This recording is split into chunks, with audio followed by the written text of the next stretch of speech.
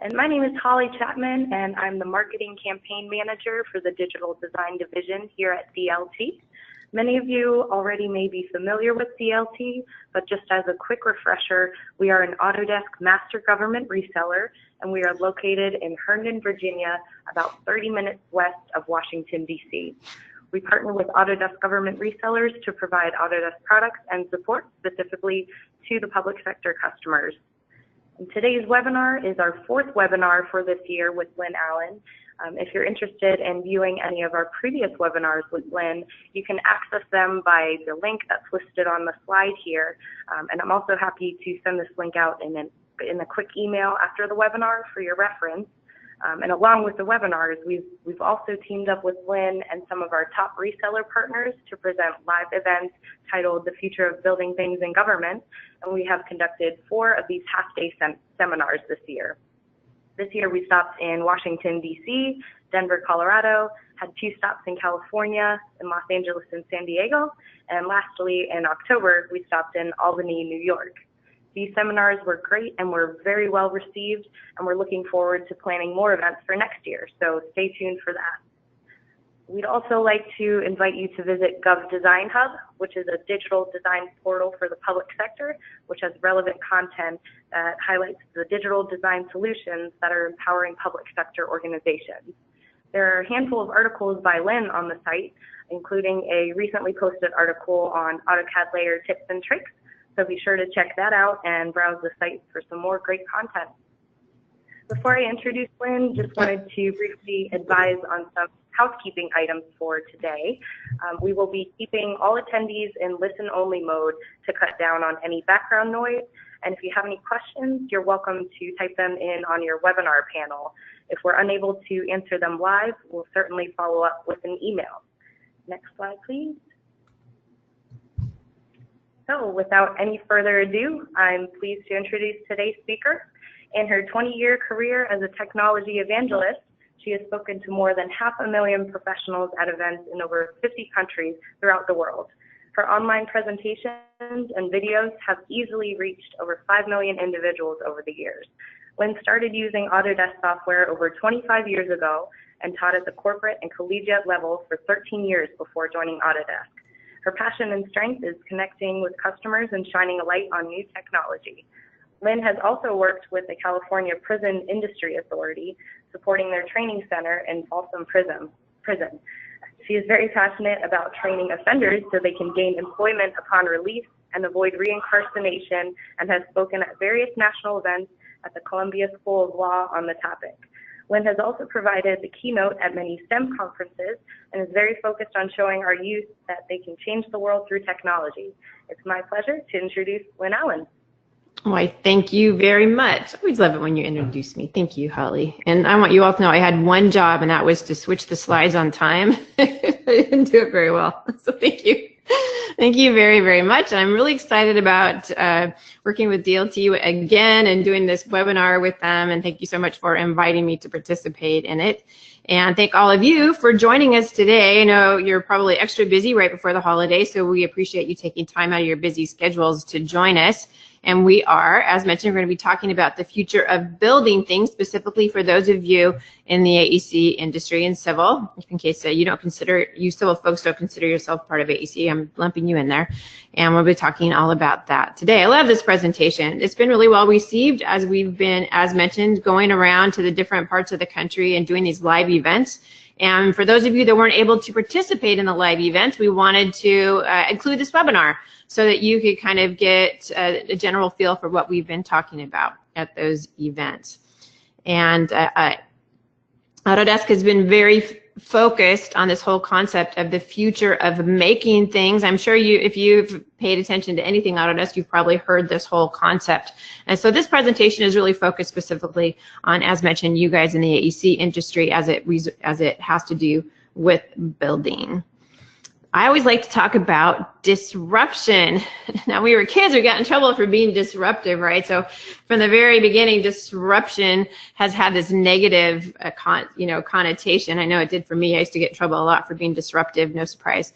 And yet when it comes to innovations and technologies, Disruption can actually lead to some really great things. Now, it doesn't always lead to great things, but often it can. And I like to think as you're sitting there at your desk that perhaps a few things have come to mind for you. I found this definition on the internet, so I know it must be true. Joke. Disruptive innovation is an innovation that helps create new opportunities and better solutions that eventually disrupts existing solutions. You can see there's opportunities in there. It's a good thing. It could take a few years. It could take decades, displacing an earlier technology. Let's take a look at this great big huge disruption. AutoCAD. Oh my gosh. AutoCAD was a massively huge disruption. I'm going to talk about that, what type of disruption in just a second. Before that, I'm going to comment. It's been around for 35, I would say technically 36 years now. Since it came out in 1982, it's actually been 36 years. If you celebrated 35th birthday over the last year, and we just passed the 36-year mark, so I guess I should change that. 35 sounds like a nicer number, though. If you can imagine a software product that's been around that long, that's pretty impressive, still very popular software product, and I bet a lot of you out there are still using AutoCAD.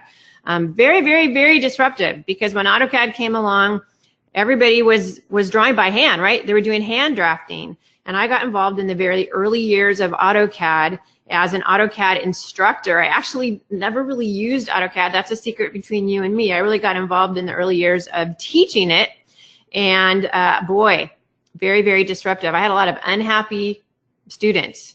I had a couple of students who stood up in the middle of class and they said, this CAD thing's never going to catch on. I could have drawn it 10 times by now. And I had a couple people leave class. Maybe I wasn't a good instructor.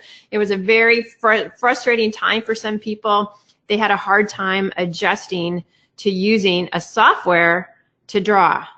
Very, very, very disruptive. Now, you need to also realize that I wasn't just teaching these people how to use a software product. I was also teaching them how to use a computer. That was also brand new back then. People didn't have computers.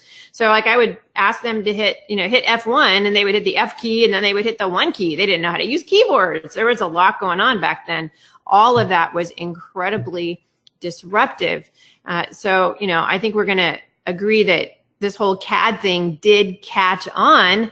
I would argue that that's because of government. Governments got involved and started mandating that DWG format, right? That DWG format is really what led to AutoCAD, kind of taking over and that CAD taking off. And, well, here we are today. And now many of you are feeling another type of disruption as building information modeling. BIM is coming into play, right? We got really good at AutoCAD. We love AutoCAD. Some of you are experts at AutoCAD. Hey, look, I can relate to that, right? And you've customized it. Maybe you know Lisp, who knows? And then this whole BIM thing comes along. What? I'm uncomfortable because you're going to have to start to change your software. You might have to change your, you're definitely going to have to change your process if you make the move to BIM. And it's uncomfortable, it's disruptive, but same deal. Government all over the world are starting to mandate BIM, and I can see the writing on the wall. Definitely. As I travel different parts of the world, the BIM adoption is higher, in some cases much higher than it is here in the US, but it's definitely only a matter of time. There's so many advantages to making the move to BIM. I don't know where you are in the process of making the move to BIM, but hopefully you've decided that you at some point are going to start to embrace it. And I'd say it's the same situation. As mentioned, governments all over the world once again are starting to mandate some level of BIM when it comes to projects.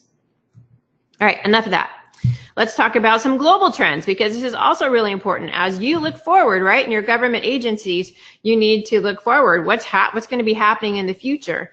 And for example, population growth, that's really important to you. Right now we have 7.5 billion people in the world, but that number is going to, over the next, up to the year 2050, expected to grow by quite a bit. The belief is that by the year 2050, there's going to be 10 billion people in the world. Well, where are they going to be? So right now, well, kind of right now, the census is always a little bit behind, but in the year 2014, here's a heat map of where people are in the world. You can see the US, you guys care about the US, right? And this is where it's going to be in the year 2050. Now, I'm a big fan of looking at the delta, right? The change in, you can see there, big change in the US. There's going to be quite a significant amount of more people in the US than there are today. So what are we going to do about that? It's believed, this is in the entire world, we would have to build 1,000 buildings a day, and we would have to spend $3.3 trillion a year just to keep up, right? We would have to invest $3.3 trillion in roads and energy and water and telecom and transportation and all kinds of other infrastructure between now and the year 2030. That's a lot of money. Once again, just to keep up with population growth. So something for us to think about, right? And what's also I find really interesting is that if you take a look at where we're investing in technology, or the industries that are investing in technology, you know, the ones that really need to be investing in it the most to keep up, construction would be one of them. And yet they traditionally are one of the lowest investors in technology, you know. But I'm going to throw out some good news. At least they beat agriculture and hunting. Yay. I don't like to just be a negative Nelly, so there's a little bit of positive there. But we can't continue to do things the way we've always done them, right? We just can't. We cannot continue to create, you know, do everything with paper. We have to move forward. We absolutely have to move forward. So there are 220 million workers in the field executing projects. And I'm going to throw out some facts here. And these numbers, you know, change. These are Kinsey numbers, but I've seen these numbers vary. But this is like an average. It's believed that for any given project, on the average, there's a 30% material waste. That is so sad. That is so sad. And these days where we're trying to be sustainable, we're trying to be green, we're trying to look at the future of the world, that's just not acceptable, right? And it's expensive, by the way. It's extremely expensive. And I know you guys care about budgets. We can't be wasting 30% of our materials on a project for whatever we're building, whether you're building, you know, a roadway or a bridge or a building, whatever the situation is. And that owners expect on any project, there's going to be an added cost in 80% of their projects, and that there's going to be an overrun. So over budget, and it's going to, you know, take longer than expected. It's going to cost more. It's going to take longer than expected, 20% there, and at least 3 to 5% cost increase, which I think is low. I think that's low. I think it often is more than that. I don't know what your experience is. So these are all issues that we all confront all the time. And that's why you'll see so many people pushing BIM, by the way, right? And I just like this picture. I think it tells it all. And maybe this will wake you up. So if you were doing email now, you should look up, because otherwise it'll be hard to explain to you. But if you look in the lower right-hand corner, right there, a little dingy with the original contract, and you look at the change orders, how much money do we spend and waste on change orders, right? We want to get it right the first time, at least as much as possible. So it is estimated that we could save $1.2 trillion a year. Once again, this is another McKinsey report. If we move to a fully digital process, if we actually embrace technology, that's somebody embracing technology. Look how happy he is. He has fully embraced technology right there. He's hugging his computer. So now we're going to talk about some amazing technology that I'm hoping that at some point in time you might decide to embrace. All right. So let's talk about some technology trends. All right. So the first one I'm going to talk about, I know, is always a little bit of a sore spot for the government. So, but I'm going to just talk about it and give you some reasons and some really cool things that corporations are doing, and some governments, incidentally, are doing as well. But the cloud, right? The cloud. The cloud. Secure data. Although I will argue that the cloud is definitely more secure than your offices, because anybody can walk in with a USB stick. But let's not talk about that today. So the three main reasons to use the cloud. There's the mobile aspect of the cloud, right? Being able to access your data from anywhere. Makes sense. We're all familiar with that. We all have our phones. We can access all kinds of things anytime, anywhere. Anytime, anywhere access. And then there's the collaboration aspect of the cloud, right? Being able to work with anybody, anywhere, all over the world. In your case, probably anywhere in the country. The collaboration aspect of it is pretty amazing. Some of you maybe are using collaboration for Revit. You can totally appreciate that. And infinite computing. Infinite computing, what is that, Lynn? Well, we're going to talk about that. To me, that is the most powerful aspect of the cloud. It's amazing.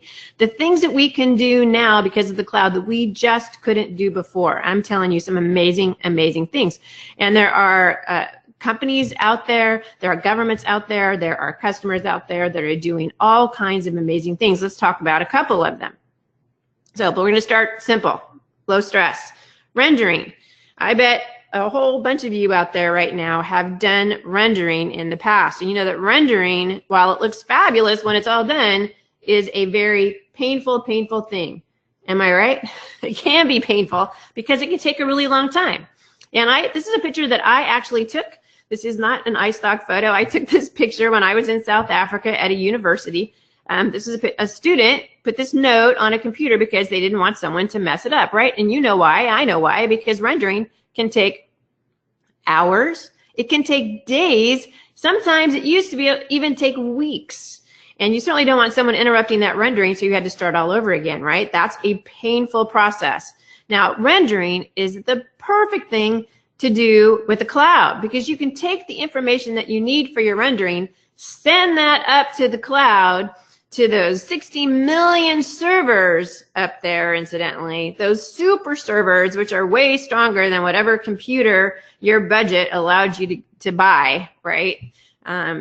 Imagine no longer being dependent on the exact budget that you have for your computer, because now you can access those super servers that are really fast and have a lot of power. You just take that information, put it up into the cloud, let it do the rendering for you. Something that used to take 24 hours, now you're down to less than 24 minutes, right? Super fast. You get a nice little email, you click on the link, there's your rendering. Very fast, very efficient. And then I just put this picture up here. This would be a pretty intense rendering, lots of glass. On the other side, there's actually some water. You can't see it here. But this is a Moscow power plant that's being turned into a cultural art space. This is by the Renzo Piano Building Workshop. I'm sure many of you are familiar with them. It's pretty, they do all kinds of amazing, beautiful things. They did the Harvard Art Museum. They did the California Academy of Sciences, the Nemo Museum. They've all done all kinds of amazing buildings over the years. And this would be an impressive rendering. It would take a long time to do.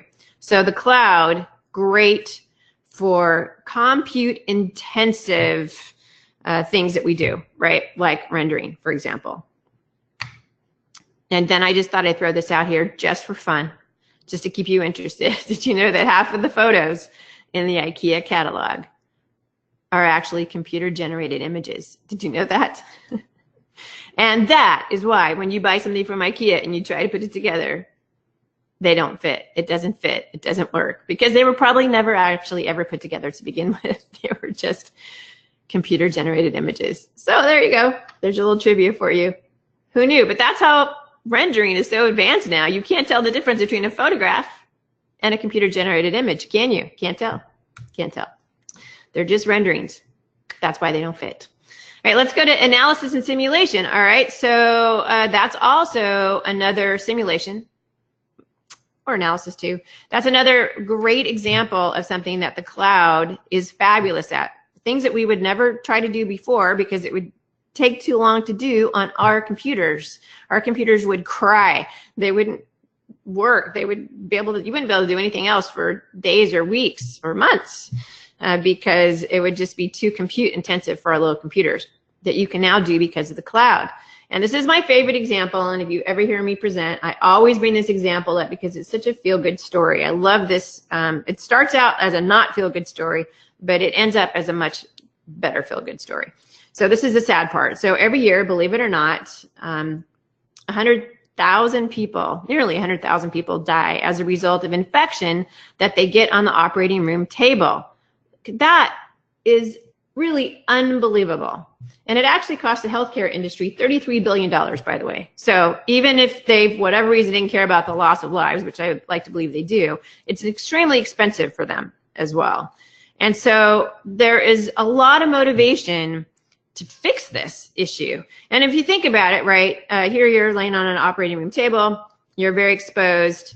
There's a lot of airflow that comes into these operating room tables, and there's no control in so many of these rooms as to where that airflow goes. And when you're in a hospital, there's a lot of bad things in that air, right? A lot of germs. And if you take a look at what you're seeing on the screen, this is an example of CFD, computational fluid dynamics, which I just like to say because it makes me sound smart. Do I sound smart now?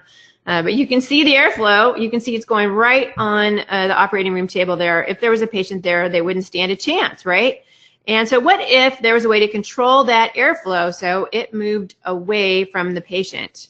And that is exactly what a company called Hunt Air, an HVAC company, set out to do. So what you're looking at is a simulation of the current airflow, once again using something called CFD. And then Hunt Air came along and they investigated clean rooms. They did a lot of studying and they figured out a way to direct the airflow away from the patient, right? And that is a big deal because that could potentially save a lot of lives. What if they could even take that number and divide it in half? That would be amazing, and that would be a wonderful, wonderful thing. And that, to me, is a feel-good story, where technology is saving lives, and we love that. I love that. That's simulation, and that could only be done because of the cloud. Absolutely amazing. Now, you may not be building hospitals, but many of you are building buildings, and this is an example of that same concept where you can either take an existing building or a new building, and you can actually take a look at what your HVAC system is doing, how it's working, how it's affecting the occupants, just as you saw on your screen. Amazing technology. You'll also sometimes see this with the parking lots. For example, there are rules, right, on if a fire is started, how fast or how slow, I should say, it should be disseminating throughout the parking lot. And you can actually start a fire, simulate it in a parking structure, because they don't like it when you actually start a fire to see how fast it goes. And you can simulate it to see what the results would be. Once again, this is a simulation that is so much easier to do because of the cloud. Here's another simulation. This is a simulation this is in Paris, actually. Paris wanted to find out what would happen if the Seine flooded, which incidentally it did in January. They wanted to see what would happen, which museums would get flooded first, what roadways would get flooded first, and their goal was to figure out the best traffic routes and to be prepared if this ever happened, which once again, it did happen. And they were educated as a result of this particular simulation. So planning ahead, and we've had some pretty big floods over the past year, and what was the biggest issue? Traffic, right? Getting people out of town, getting people out of the way. You look at the fires, for example. Traffic, this ongoing issue with traffic, being prepared, planning ahead, and doing these simulations so that we can figure out how to save lives by figuring out the best traffic patterns, right? All cities should be figuring out these types of things, and all cities can do it with simulation.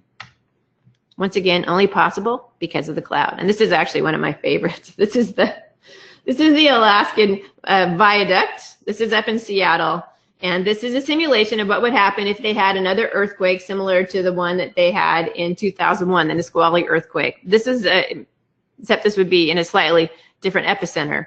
And this was actually put out by the Department of Transportation the night or the day before a big vote was to occur as to whether or not they should just try to fix the existing viaduct or totally replace it.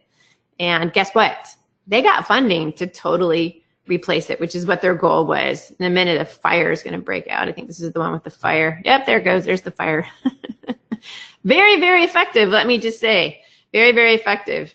And so this simulation was actually used communication to kind of put fear into the general public so that they could in turn fund a much needed project. Kind of interesting. I don't know. Do you agree? I don't know if I agree with that, but nevertheless, I'm sure someone probably got fired over that, but hopefully Seattle's a safer place. All right, moving on away from simulation, let's talk about something else that is also possible because of the cloud, and that is generative design.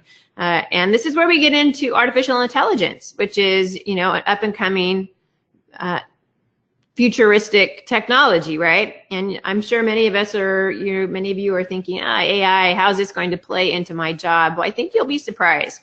Our software is getting smarter, starting to incorporate more artificial intelligence. And I know that when I talk about generative design, you can see especially the younger crowd start to get really excited about this and the possibilities. And I don't know how old any of you are because I can't see you, but regardless of how old you are, you should be excited about this technology because it is fascinating. And we can all get excited about it. So what the heck is generative design? Well, let's talk about it. I have a couple slides, and I love to show these slides because they crack me up. These are Autodesk slides, and I find them amusing. So I'm going to show them to you. So this is the way it used to be then. We have one human and apparently somebody from, like, I don't know, the 1700s, maybe the 1800s. And then apparently he had a computer, so that's impressive. And it's an old computer. I don't know what year. It looks like in the early 70s, maybe 60s. I don't know. It's a pretty old computer. And so the way we've been working, we have had very limited design options. And then I know he's got a pencil up there, so I guess you could be drawing them as well. But you're very limited. You know, you're using your mind. You come up with a few design options, and maybe you draw out some of them, but you're not going to draw out too many of them because it just takes too much time, right? As opposed to the new way where you're really starting to get into generative design and artificial intelligence. You have you know, the human, and who's hip and trendy apparently, and you let the computer get involved, and you give the computer your basic design goals, and you let the computer come up with some options, and you're no longer limited to the number of designs. You're not coming up with a few design options. You could come up with hundreds or even thousands. So there's pros and cons there too, because you are still incredibly important to this process, and you have to decide which is the best design option, and we'll talk about that as well. So basically, you're not telling the computer what to do.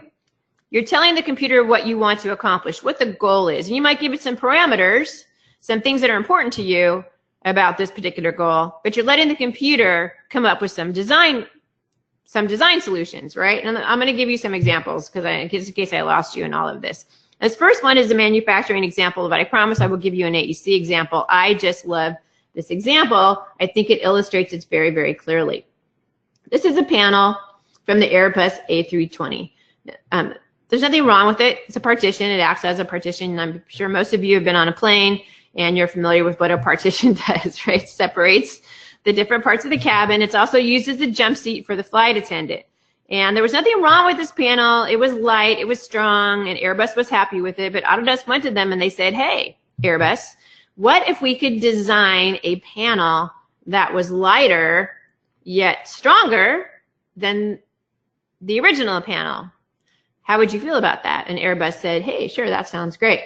That sounds fine. And so using generative design, they took this problem, if you will, and they handed it over to the computer and they said, hey, let me know what you come up with.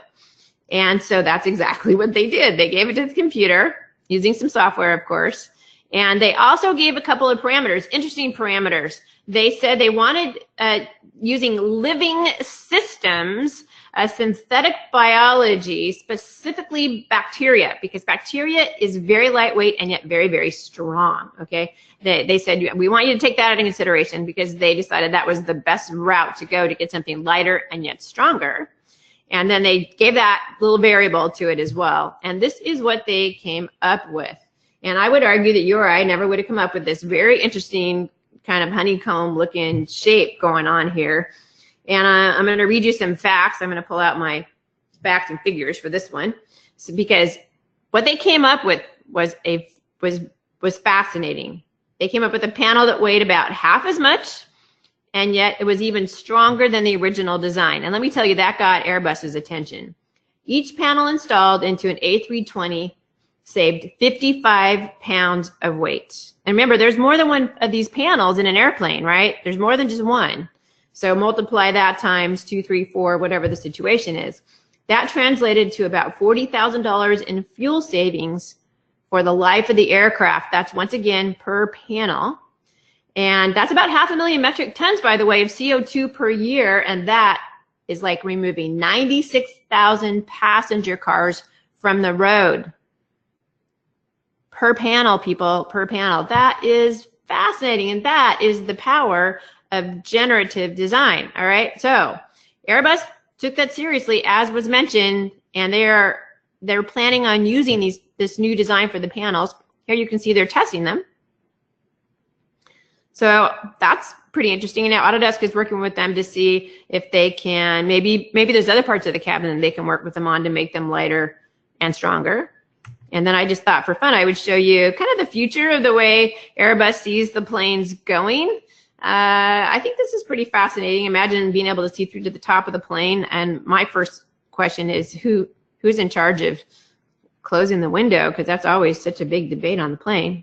But anyway, and then I thought I'd just show you this. This is the year 2050, they said, the way the Airbus is going to look. That's a long ways away, by the way. And then, of course, they just show you the first class section. And I don't know where's the pilot? Oh, he's down below. Look how happy we'll all be flying in that plane. All right, moving along. So let me give you an example of something that's a little more AEC-ish. This is for those of you who happen to be facility managers, if I have any facility managers out there. So Autodesk recently opened up their Toronto office, and they decided to put their money where their mouth was, and they decided to use generative design to figure out the best layout for their Toronto office. And they did something that I'm pretty sure no facility manager in their right mind would ever do. They went around to everybody and they asked them what was most important to them as to where they should sit. The reason a facility manager wouldn't do that is because you can't make everybody happy, right? And you end up with unhappy people. But so some people would say, I need to sit by the window. I think everybody says that. I want the best view, right? I need to sit by my team. I need to sit by the kitchen. I want to sit by the bathroom. I want to be by the printer. I need it to be quiet. I need lots of light. Everybody has their own view of what matters to them. They took all of this information and they fed it into the computer. They gave out all that information to the program, and the computer came up with a variety of different layouts. As you could, I think, dozens and dozens of different layouts. And then I thought I'd just kind of show you just kind of a view of the process here. You can see it tried to take into consideration making sure all the teams could sit together. You didn't want to have people having to travel too far. And then some people don't like to be, too much noise. There's always that one really loud person in the office. I wondered if they weighted that person and put him in the corner or something like that. You all know who I'm talking about. There's always that one person.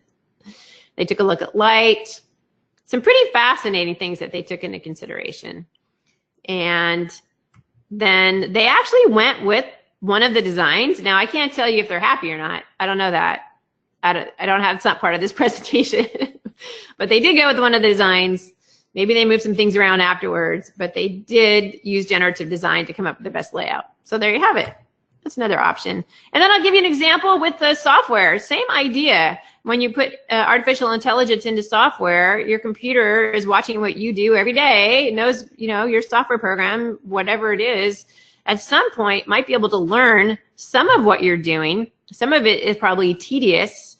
And what if, when it came to auto routing, if it could do the basics for you, and you could, for those of you who are an MEP, you could just do some basics for you. And then when here, I'll do it again. Let me go back up and put it back down again. One more time. You can look at it one more time so that you could check it out later, make sure it was done right, but that you wouldn't have to do all of that yourself. You could kick back with your coffee and watch it go and maybe add on some of the custom stuff. But nevertheless, as time goes on, you will actually find that, I turned my phone off.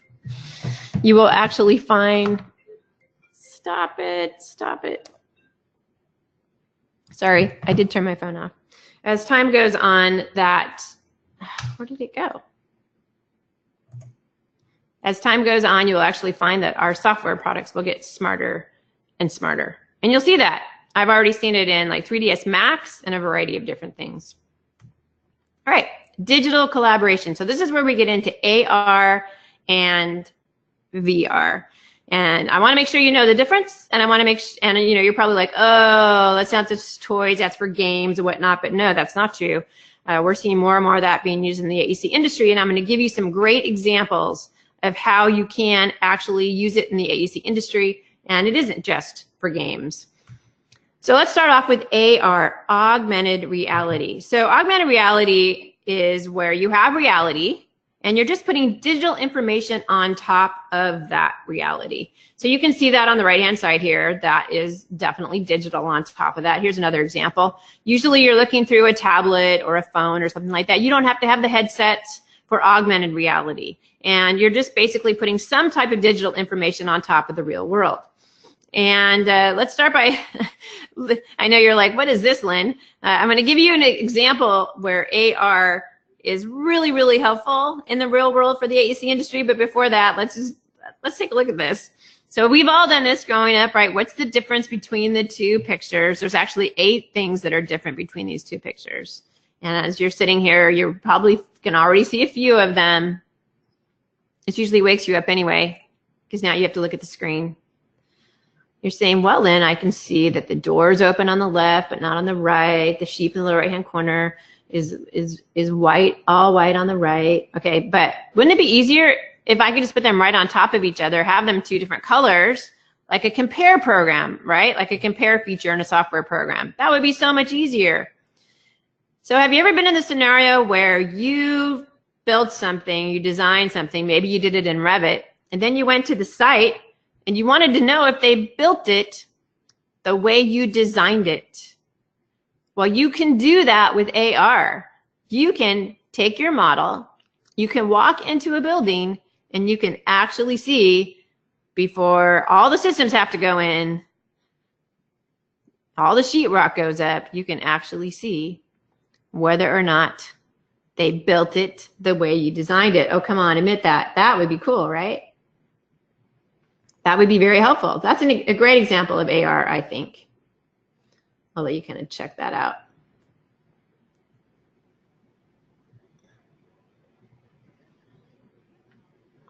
All right, moving along.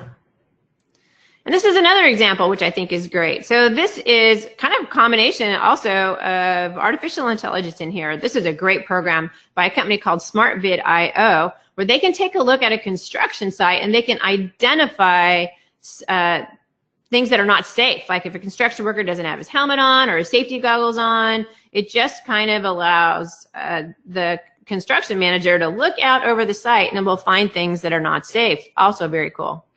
I like that. Virtual reality. Virtual reality is the difference between AR and VR. With virtual reality, first of all, you have headsets. And second of all, you have to do everything in 3D. So you have to design an entire 3D world. Let me show you what I'm talking about. So let's say you want to win this bid. It's really important to you. And you've done quite a bit of work in, let's say, we'll say Revit. You did a 3D model of this in Revit, and you want to really impress your client. Then you want to use this incredibly awesome program called Revit Live. This is such a great program. All you have to do, and it's easy, super, super easy, all you have to do is take your Revit file and drop it right into the program. And it will do a lot of the work for you. I've used it, and it's easy, super easy. This is a Starbucks in Japan, and imagine how great would this be to try to win a project. Here you have the client can walk right in, he can walk around, he gets the exact feel for what it would be like inside of this Starbucks. Now he has the controllers. You don't have to have the controllers. You do have to have the headset though. Well, actually you don't have to have the headset, but it's a much better experience. And I mean, he gets fancy. He actually makes like a latte or something. You don't need to do that either. And this is a really, really nice file, I'm not gonna lie. But you can do quite a bit with just a basic Revit file. He's moving furniture around. He's doing all kinds of crazy things. And there's his latte. Virtual reality. Here's another example. This is a little bit of a combination as well. But here, he wants to know whether or not something that was designed is as he thinks it is. So he's going to put his phone in, here's your Google Cardboard. It's like less than $10. And he's able to take a look using the design versus looking at the real thing to figure out if it was actually designed, if it was built the way it was designed. And he can send a nice email back saying, yep, we did it exactly like that, or no, it's not like that, or you can answer whatever question needs to be done. And that's using very inexpensive headset, right? So 3D printing. And incidentally, this is the skyline of San Francisco, where an AEC firm actually 3D printed the skyline because they wanted to show what their building would look like if it were added to the skyline. Pretty interesting, in case you think, oh, AEC firms would never use 3D printing. It's not true. This is the San Francisco Museum of Modern Art. I lived in San Francisco Bay Area just moved away from there a couple of years ago. And this is a pretty impressive building. It has a very small footprint, and they wanted to add some more exhibition space. So a company called Snowetta went about adding They actually added 170,000 square feet more of exhibition space. And they wanted it, of course, you know, as usual, they didn't want it to look like it wasn't part of the original design. You can see it looks like that building is breathing off to the right-hand side, but they took a really unique approach. Since the title of this section is 3D printing, they 3D printed 700 panels off-site. They designed it to look like sandstone, which was meant to reflect the waters of the bay, since this is in the San Francisco area. Sounds just like that. Perfect for San Francisco, right? And but it's actually, they 3D printed out of fiber reinforced plastic. They were really, really lightweight. And and then they brought them to the site and they installed them. The face of each panel was uniquely curved, so every single one of them was slightly different. But the backs of the panels had to be flat in order to mate them and install them properly. It was pretty interesting the way they did this. But to me, the most impressive thing about this was that this is the first time in the U.S. history that a 3D printed facade was able to pass fire testing that was that had more than 4 floors of a high rise. This is actually 10 stories high. So they were able to pass code, which is huge for a 3D printed building. So that was kind of a big deal as well. And also very impressive, as a result of the way that they did this, they were able to eliminate 1 million pounds of steel. Very, very green. I love that, love that, love that. So thinking outside the box, I love that. In case you think 3D printing has nothing to do with the AEC industry, not true.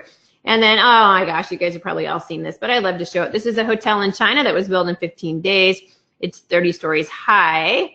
And it's not just any building. It can withstand a 9.0 magnitude earthquake, so it's a very stable building. Of course, there was a lot of prefabrication that occurred here. And it's a very green building.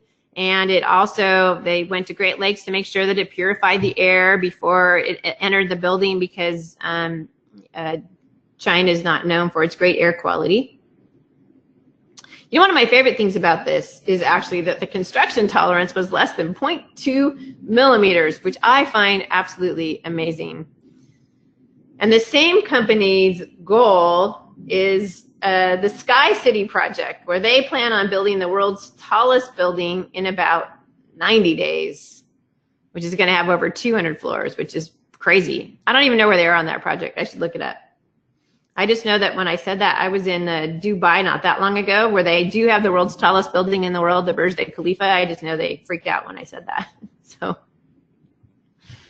and then I'm sure many of you have seen this as well. This is a rendering. It's not a real photograph. It's not even that great of a rendering. But in China, also in China, you do a lot of interesting out-of-the-box things in China. This is a Chinese construction company that is 3D printing houses. $5,000 a piece, they can do 10 houses a day. Hey, I love that. Isn't that great? You know, if I don't have a house to live in, I'm going to just go to the next page, because this is what they really look like. This is not a rendering. That's not a bad house at all.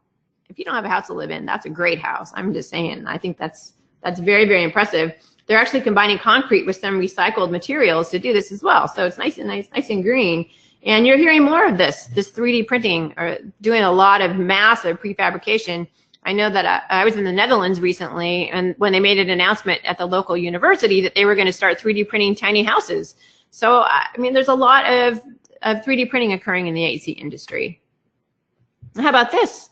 We're all used to standard pipe fittings, and if you can't get it to fit, it's too bad. You're going to have to cut the pipes or whatever the scenario is to get things to fit. But what if you could just 3D print the pipe fittings so that they're at a different angle? I think that's fabulous. Custom 3D printed pipe fittings. I love it. All right, next, robotics and the industrialization of construction. And we're used to it in manufacturing, right? Especially in the car industry. But in AEC, it's just starting to get hold. I mean, many of us have seen the bricklayer videos. This is kind of the same idea as the bricklayer video, except this is a real life company that is a very successful company out of Australia. I love this video. This is the Fast Brick Robotics Hadrian X. It dices, it slices, it 3D prints and lays the exact amount of bricks. And there's no waste. I sound like a commercial, that's why I like this one. No waste, no mortar, just uses construction glue. And it takes about 60 weeks off of the construction of a standard home. And the cool thing about this is it can work 24 hours a day. Just think how much the neighbors are gonna love that. Oh yeah. It prints layer by layer, kind of like it's growing out of the ground there. It has a laser tracker to lay the bricks all around. And it can actually print an entire house in just a couple of days, believe it or not. And I don't know if you can see that on there, but the door and the window frames go in later, and it actually 3D prints routed channels for wiring and plumbing. And each one of those bricks is equal to about 15 standard bricks. Pretty impressive. This is a very successful company, by the way. I know you guys want one. Hey, bricks. Laying bricks is hard. And MX3D, I love this company. This is a 3D printed bridge that this is made out of steel. This is in the Netherlands as well. A lot of great things going on in the Netherlands, let me tell you. And they actually had to stop this not because of the 3D printing part, but they had some problems with the canal. They just started again. I don't know if it's finished or not yet. It's a very, very impressive company. I was able to visit it when I was out there. I was so excited, like a little kid. And Autodesk has been working with them and contributing to helping them be successful. They actually took these robots right out of the car industry. They were retired robots. You know, they were like out on the field grazing. They brought them in and reprogrammed them so that they could do this 3D printed bridge. And you can't really see the bridge there. I want you to see, this is what it really looks like. Of course, that's me. That doesn't really show you how excited I was. I was crazy excited to be there, but it almost looks like a futuristic Mad Max kind of bridge going on there, and incredibly heavy, and it's beautiful. It's actually amazing. So for those of you in the infrastructure industry. And then reality capture. So nowadays we should not be going out and measuring and then coming back and drawing. We should be scanning, and I hope that you are taking advantage of scanners and that technology. Let's not reinvent the wheel, right? There's high definition surveying and 3D laser scanning and drones and all types of capabilities, right? And this is the Glen Canyon Dam, and the Bureau of Reclamation asked Autodesk to help create a 3D model out of it. All they had was some hand drawings, and they had some AutoCAD drawings as well. And so Autodesk helped them out. This is actually the second largest reservoir in the country, by the way.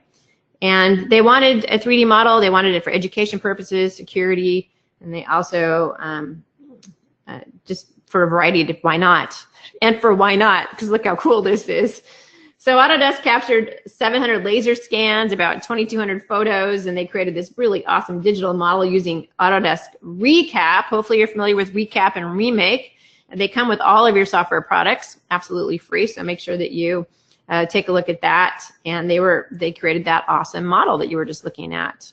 So one of the great things is you have the ability to do those scans and stitch them together and create those models. And those tools are built right into your software as well. And this is another example of scanning. So this is actually in Mexico City, where a company called ICA wanted to build that elevated highway that you're looking at. And what you are looking at is a Revit model of that elevated highway, or a model of that elevated highway stitched into an actual video. And then I'm going to keep going. Now, if you've ever been to Mexico City, the traffic is really painful. And so they weren't able to do any of this work during the day, or it would have brought that main road, it would have just created complete chaos in the city. I think everything would have had to stop. I was in Mexico City about a year ago doing the keynote for the Autodesk University there, and I insisted on being taken on this highway because I talk about it all the time. And the traffic there, even with the elevated highway, which is up now, by the way, it's still pretty painful. So I can't even imagine without the elevated highway. So ICA had to literally plan everything ahead of time. It had to precast everything, and it had to build everything off-site and really just install everything in the middle of the night from like the hours of 1 to 4. So here you see a simulation where they scanned the existing conditions, and they made sure things like making sure that the cranes fit, right? You don't want to get out there and find out that the cranes don't fit. They pre-planned and simulated everything. And then once again in the middle of the night, they just brought everything out and put it into place. And this process was incredibly efficient for them. And it was amazing but the short period of time that they were able to build this elevated highway. Super impressive. I mean, they had everything down to the last little piece of rebar. It was really impressive. And then last but not least, let's talk about the Internet of Things. Oh my goodness, I am talking a long time, aren't I?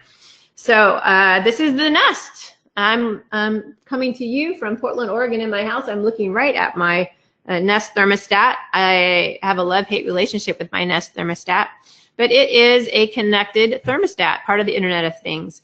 And you know, most of us, if you don't, I don't know if you have a Nest or not, I'm sure some of you out there do that are listening today, but it basically, instead of me going in and programming my thermostat with what time I want it to come on and what degree I want it to be set to, what time I want it to go off, and what degree I want it to be set to, this Nest learns your habits for you. So throughout the day, I set it and it remembers how I set it, and eventually it learns my habits, and eventually it sets up a program for me. It's a pretty intelligent device, and I joke that I have a love-hate relationship with it because sometimes it bosses me around. It decides I'm too warm or too hot or too cold or whatever, and it changes the temperature on me, and sometimes I get annoyed with it. But for the most part, it's been very entertaining between me and my relationship with the Nest. So the Internet of Things, of course, if things in our houses are getting smarter. Here we have Alexa, you know, that we can talk to and have it control things in our house, things in our car. I have a Tesla, and that car is brilliant. I love that car. And the things in our cities and all over the, you know, everything around us is becoming more connected and getting smarter and smarter. And the buildings, as was mentioned, is no different. I'm going to show you a video. You won't hear the sound. I hear the sound. I know you don't hear the sound. It's just music. You're not missing anything. But this is the Boston office, the Boston Autodesk office, and supposedly the temperature where she was sitting was just a little bit warm. There are connectors all over the Autodesk Boston office. Highly connected office. Connectors, you know, sensors are cheap. More and more buildings are being built with sensors. And you can see there, supposedly, this is of course all contrived, but just to give you the point that here we have an issue and a ticket is generated automatically behind the scenes without anybody needing to even lift a finger. You know, she didn't do anything. This is all just happening behind the scenes. Now a maintenance man's being called, and he's going out and he can look online, you know, at the maintenance manual. He can figure out how it needs to be checked, how it needs to be fixed. How everything is just really automated behind the scenes. And then now you'll see that the thermostat goes back down to 70. Look how much more work she can get done now because the temperature is more pleasant. But it's a highly connected office. If you ever go to Boston, you can check it out. It's a pretty fascinating office, as are most of the Autodesk offices, incidentally. But it just kind of brings us to this whole concept, once again, of everything being smarter and more connected. I just recently did a seminar. I emceed an all-day event in Canada on smart cities. And, you know, there was like a 45-minute presentation on smart elevators, if you can imagine. And I thought, oh, how boring is that going to be? But it was fascinating, absolutely fascinating, and how technology is so unbelievable, and what we can expect to see in our future as it relates to smart cities, smart buildings, smart roadways, smart bridges, smart everything. It's pretty darn fascinating. And so everything is just becoming more and more connected, with the ultimate goal to make our lives better and to just make everything more efficient. It's pretty exciting. I think it's very, very exciting. So we're calling all of this the era of connection. And Autodesk basically is viewing that whole era where AutoCAD came into play as that era of documentation, where now you're able to draw to 16 places of the right of the decimal, right, instead of just kind of ad-libbing it on a piece of paper. And then the next era was the era of optimization, where BIM came into play, and you're able to make smart decisions based on these models that you're creating.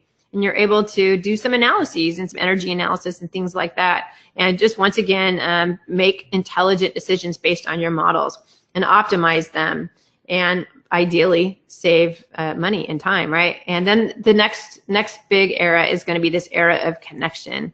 And maybe I'll come back and just do a whole presentation on the era of connection sometime, because I find that absolutely fascinating, let me tell you. Anyway, So on that note, disruption, it can be scary. And because we all worry, oh my gosh, are we going to get it? Are we going to be able to do our jobs? Or, you know, it can feel uncomfortable. And I think that's the biggest issue, especially some of us who have issues with change, right? Some of us adapt more easily to change than others. But ultimately, we all do adapt. We often really, really enjoy the rewards that come as a result of these disruptions. And I believe that you absolutely will. I think they're going to make our jobs a lot easier ultimately, and I don't think any of us complain about that, do we? We don't want to work harder than we have to. Come on, admit it. And then I just love this quote.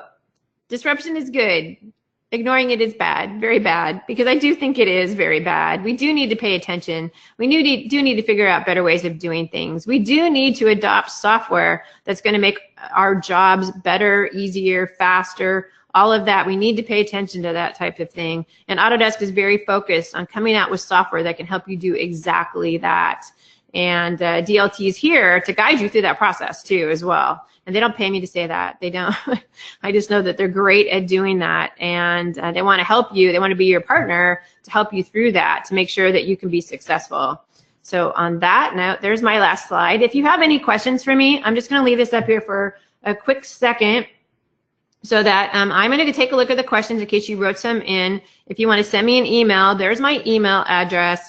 There's my Twitter account. You can also feel free to follow me on Twitter. I'm really big into Twitter. And then I'm going to switch. I'm going to write fast because I'm about to hand it back over to Holly. I'm going to look and see. Do we have time for questions? Maybe one. Maybe not. No questions. What do you think, Holly? I'm going to go over to your slide. Yeah, let me just run through this real quick. Thanks so much for that awesome presentation. We hope each of you were able to find some valuable takeaways. Just a few closing items. Send any questions you might have or any suggestions for future webinar topics or any requests for quotes to autodesk@dlt.com, and we're more than happy to assist you. Also wanted to just let you know there's a current promotion for 10% discount off of new 3-year subscriptions, including industry collections. And this offer is valid through the 25th of January.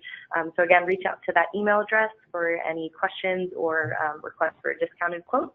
And lastly, we'd like to remind you to check out GovDesign Hub. Again, on the site, there's case studies, Q&A articles, on-demand webinars, and much more to explore, including recent articles authored by Lynn herself. So as mentioned, her AutoCAD layer tips and tricks are on there, so be sure to check that out. And we'd also love to showcase more articles on how you, the attendees on this call and in this community, are solving digital design business issues as well. So if you have any interest in contributing to the site, please let us know, and our editors will be happy to contact you, and we'll work to construct any Q&A articles, podcasts, etc. So you don't need to do any of the heavy lifting. So with that, I do believe we're out of time for questions. So again, if you have any questions, please email us or Lynn, and we're happy to assist you. And again, thanks so much for attending, and have a great day. Thank you, everybody. Thanks, Lynn. Happy holidays.